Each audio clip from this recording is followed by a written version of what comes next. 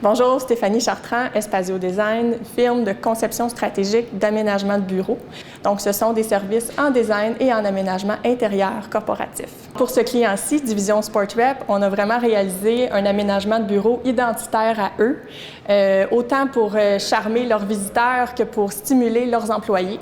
Afin d'optimiser l'expérience client et d'impliquer les employés dans le processus du projet, on a monté le projet en 3 dimensions. Donc, on a offert vraiment des perspectives couleurs, des 3D vues de haut, couleurs, pour bien faire visualiser l'espace autant à Robert qu'à ses employés pour bien comprendre leur projet avant la construction. On a proposé un aménagement qui améliore la collaboration et la cohésion de l'équipe. Donc, l'aire ouverte est vraiment pour améliorer le travail d'équipe avec une cafétéria qui est à proximité, qui sert d'espace de socialisation, de rencontres informelles, tout ça, qui est proche du lounge dans la salle d'attente. Donc, la salle d'attente sert aussi de lounge pour les employés. Ça a 2 fonctions. Donc, tout est vraiment ouvert pour améliorer la communication.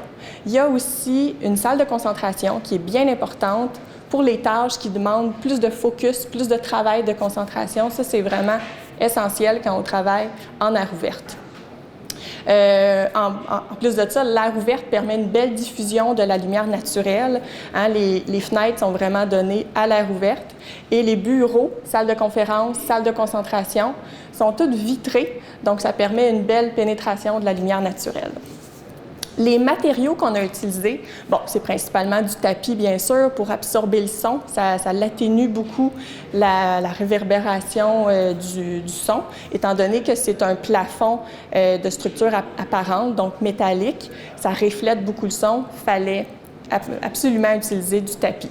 On a mélangé plancher de vinyle, effet bois, du tapis, donc ça fait un bel équilibre, mélange de textures, tout ça.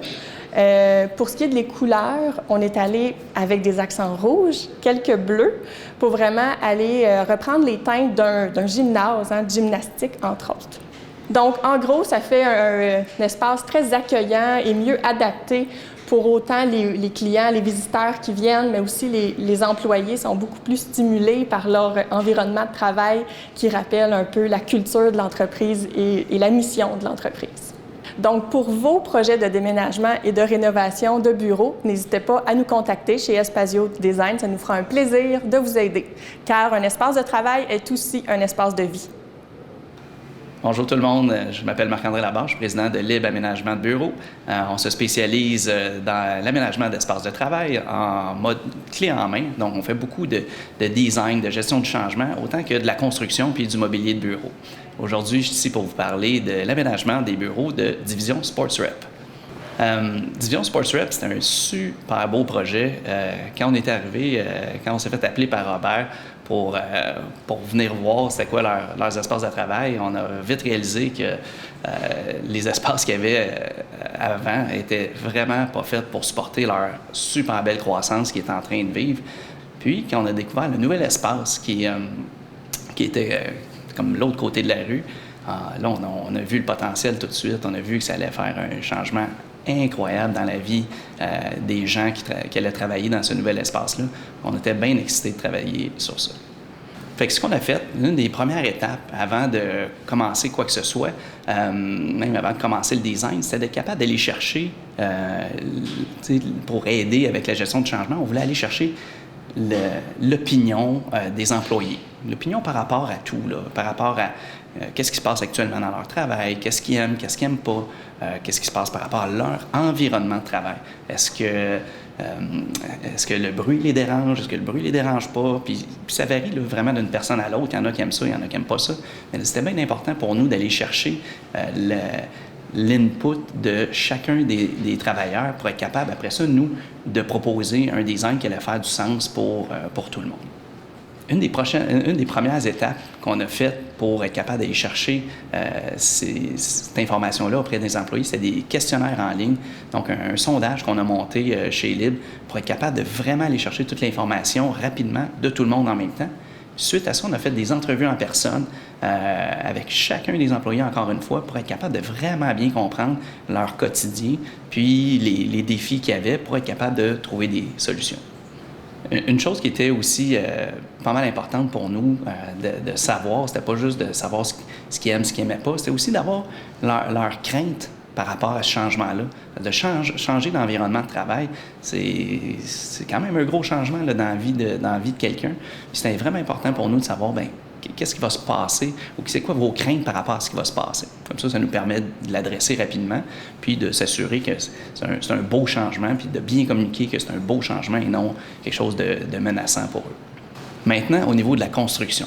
Là, une fois le design terminé, Stéphanie nous a beaucoup aidé à développer un environnement de travail qui allait maximiser l'engagement et la productivité des gens dans leurs nouveaux espaces de travail. Et maintenant, il fallait le construire, cet espace-là. Puis quand on est arrivé dans le nouveau local, qui était une ancienne clinique médicale, on a réalisé qu'il y avait de la plomberie partout. Non seulement de la plomberie partout, ça implique des drains qui sont partout dans le milieu de l'espace. On a aussi réalisé, en démolissant le plafond, qu'il y avait 2 autres plafonds par-dessus. Donc, il fallait tout enlever, tout faire le ménage, parce que dans le nouveau design, on exposait le plafond pour aller chercher la hauteur, créer plus d'espace puis de volume. Mais là, pour ça, il fallait faire le ménage. Fait que c'était une belle surprise en partant, mais bon, on est habitué, on a fait le ménage, et on a tout mis ça beau. Ça nous a permis de continuer avec les travaux selon les plans prévus, puis de réaliser le projet dans le budget, puis dans les délais. Ça a été un projet qui a été super bien. On a eu une hyper bonne collaboration avec Robert et Sophie, nos clients. On est pas mal contents du résultat, fait qu'on est fiers de vous le présenter aujourd'hui. Fait que vous pouvez voir, faire un projet d'aménagement de bureau, ça peut être super simple. Nous, ça fait à peu près 300 qu'on fait qu'on a développé des techniques là, qui nous permettent d'être assez efficaces, qui nous permettent de vous guider dans ce chemin-là qui peut être un peu sinueux parfois, un peu risqué. Mais on en a fait notre rôle puis notre mission de guider nos clients dans le réaménagement de leur espace de travail, tout ça pour maximiser l'engagement puis la productivité de leurs travailleurs. Alors bonjour, mon nom est Robert Majot, je suis le président directeur général de Division Sport Rep et également des camps Gym Rep. Alors je suis ici pour vous parler des magnifiques installations qu'on a suite au travail qui a été fait par Labar Construction et Espasio. Je suis très, très content de ce milieu de travail-là qui est exceptionnel, qui est dynamique et qui est à l'image de notre entreprise. Alors, pour commencer, comment j'ai fait affaire avec ces 2 compagnies-là? C'est des références que j'ai eues et au premier contact avec Marc-André, ça a été quelque chose qui a été facile, qui a été un déclic et j'ai su tout de suite que c'était l'entrepreneur que ça me prenait pour réaliser les installations qu'on a ici aujourd'hui. Par la suite, il m'a mis en contact avec Stéphanie et j'ai vu son dynamisme, sa créativité et son désir de vouloir répondre à nos attentes qui a fait en sorte qu'on a réaliser quelque chose qui, maintenant, aujourd'hui, je peux dire, correspond à ce qui avait été prévu depuis le début. Alors, c'est avec beaucoup de fierté que vous allez voir, entre autres, au-dessus de la table qui nous sert de table pour manger, mais aussi des tables de réunion de 5 à 7, peu importe. Il y a une poutre qu'on a placée d'une façon inversée parce que ça nous prenait une lumière et on a été installé une lumière juste en dessous. Et vous allez voir qu'il y a plein de signatures dessus. C'est des Olympiens de différents sports. Alors, vous allez pouvoir voir ça tout le tour. Et on a notamment des signatures prestigieuses comme Nadia Comaneci dessus et également une que je suis très fier, c'est Nelly Kim qui avait terminé 2e derrière Nadia en 76. Par la suite, vous allez voir également des différentes photos.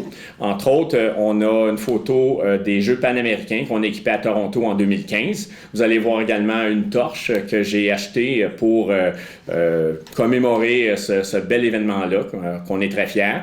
Il y a également d'autres photos comme les championnats du monde qu'on a équipés en 2017 à Montréal, au Stade olympique. C'était la deuxième fois que le Canada recevait les championnats du monde. La première fois, c'était en 85. Et 32 ans plus tard, c'était à Montréal, encore au Stade olympique. Vous allez également voir des photos dans la salle de conférence d'athlètes qui sont magnifiques, des gymnastes, dont notamment Félix Dolcy, qui est le plus bel espoir de la gymnastique masculine dans les années à venir. Petit moment où je suis très fier parce que ça se trouve être mon neveu et c'est un gymnaste exceptionnel. Donc, on a sa photo dans la salle de conférence et c'est très, très inspirant. Également, vous allez voir une pièce d'anthologie dont je suis très fier. Justement, lors des fameux championnats du monde de Montréal, il y a eu un gymnaste qui est une légende dans le monde de la gymnastique, un Hollandais qui s'appelle Epke Zonderland et qui a fait sa routine à la barre fixe parce que c'est vraiment un athlète incroyable à cet agrès-là. Champion olympique aux Jeux olympiques de Rio et à Montréal, là, il était finaliste. Et si vous allez sur Internet, vous allez voir ce moment d'anthologie-là où il fait sa routine et durant la routine, il manque une main et il continue à tourner sur un seul bras sans échapper la barre. Et vous allez pouvoir voir la réaction de son coéquipier. Alors, cette fameuse barre-là, qui a fait soulever la foule lors de cette compétition-là, je l'ai gardée et je l'ai installée dans le bureau et j'en suis très, très fier. Vous allez également voir un côté très moderne dans le bureau et je voulais avoir un côté un peu historique de la gymnastique, mais quelque chose de très vieux. Et j'ai appelé un de mes bons amis, Lieven, qui est le distributeur de Genova en Belgique, qui lui s'est parti à un musée et je lui ai dit, Lieven, au nom de notre amitié, j'aimerais que tu me fasses un cadeau.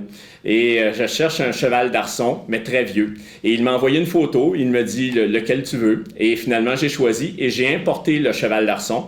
Et vous allez voir, c'est un cheval d'arçon qui date des années 1900, duquel on a enlevé les arçons, on a fait faire une vitre sur mesure et on est venu coller les arçons dessus. Et maintenant, ça fait office de crédence sous notre télévision dans la salle de conférence. Donc, il y a plein de choses comme ça qui vont continuer à s'ajouter, mais on est très, très fiers du travail fait par Marc-André de la Barre Construction et également de Stéphanie de Espasio. Et je vous les recommande fortement. Merci.